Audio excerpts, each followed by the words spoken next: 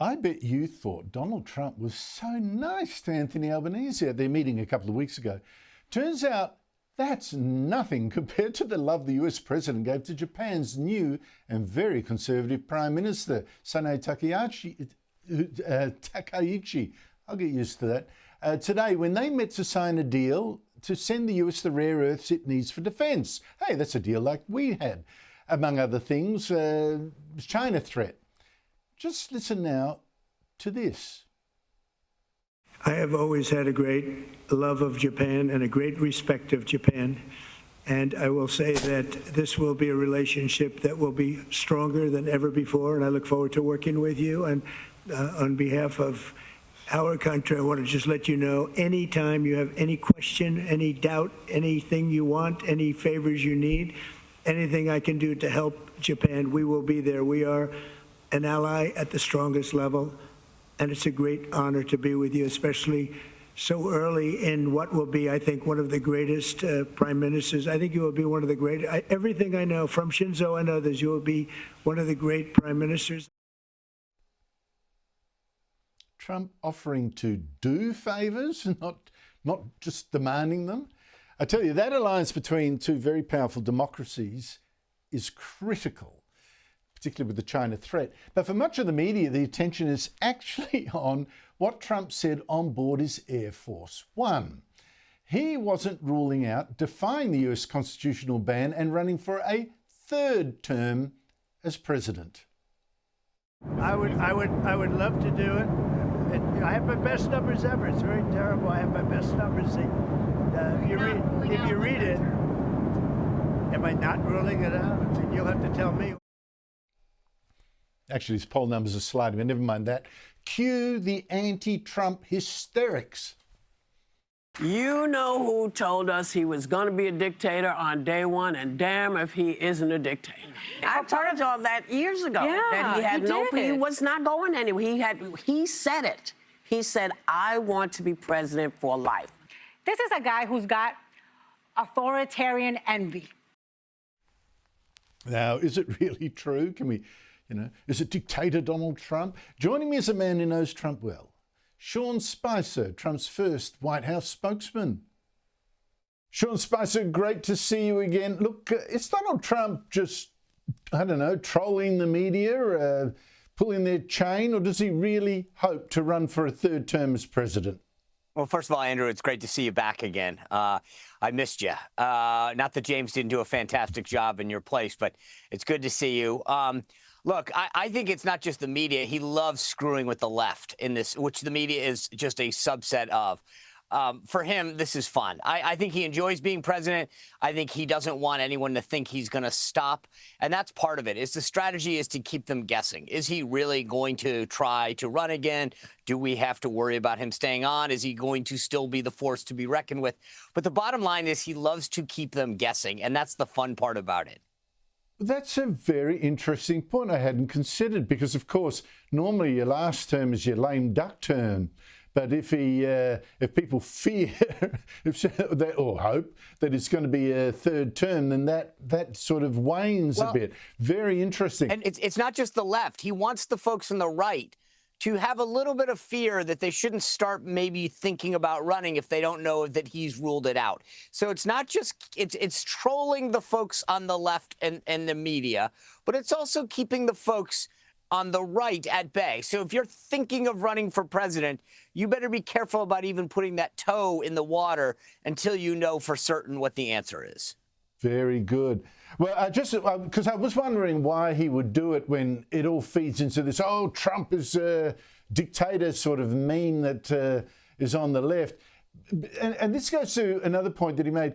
He said that he's never had such good poll numbers, so why, all that kind of thing.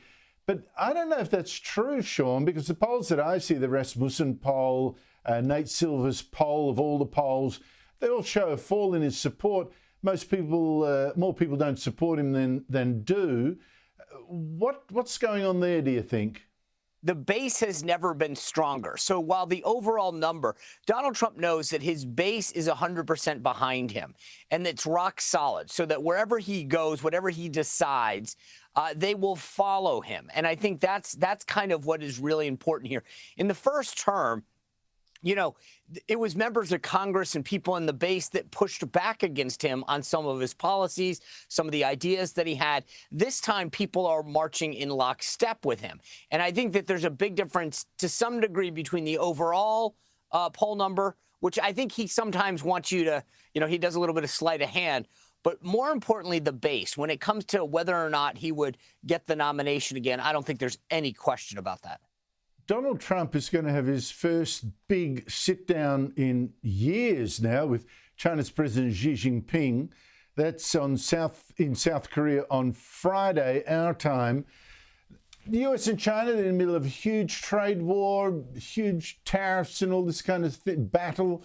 They've also, of course, in a battle for world power. China is also restricting very critically the rare earth minerals that the US needs for its defense force in particular. So things are pretty fraught. What are you expecting? I think you're absolutely right on the rare earth minerals, which is why, in fact, you know, we had what I thought was an excellent above average meeting with your prime minister that I think went better than expected, and why President Trump continues to meet with other Asian leaders and Canadian leaders about rare earth minerals, because I think that plays into China, which is they realize that in the short term, they may have the vast majority of rare earth minerals that are critical to our economy, but they see that the U.S. is already looking to decouple and find other sources. I have high expectations for this meeting with President Xi. I think this is going to be a big win for the United States, and I think that President Trump is going to have a lot to say and a lot to show the American people when he returns from this three-country stop. And, of course, if those tensions between the US and China ease, particularly the trade tensions, that's can only be good for the rest of the world too. He's also thinking of meeting the North Korean dictator. I'm not sure if that's going to happen or not. What's the story here? If you had asked me this 24 hours ago, I might have given you a pretty solid no.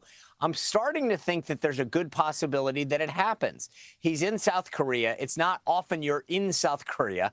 And so the ability to get to the demilitarized zone and have a quick bilateral meeting with Kim Jong-un isn't that out of the question. And to be honest with you, I think more of it than anything else comes down to just building on a personal relationship, keeping the lines of communications open with a nuclear power that previously doesn't have a lot of back and forth with us. So, you know, to Trump, I think it's a little bit of a point of personal pride that he had that meeting with Kim Jong-un, that relationships have sort of warmed a little bit more than they say were both in the Obama administration before Trump's first term and then during the Biden administration that he's following. So it's a little bit of personal pride, and it's also a little bit of national security. Well, it's interesting that if that happens, he'll have met within 24 hours or whatever it is, the leaders of the two countries which are most keeping Russia in the game in its war in Ukraine. North Korea with weapons, China with diplomatic and secondary kind of help as well. So we shall see if that has. But don't you think that's brilliant? Well, I'd like to see results, Sean. I agree. Sometimes there's a little bit of chess going on here that we're not seeing. And I think that's to be honest with you, there's a lot of question in the United States right now whether or not the real big ask of China will be to back off of Russia.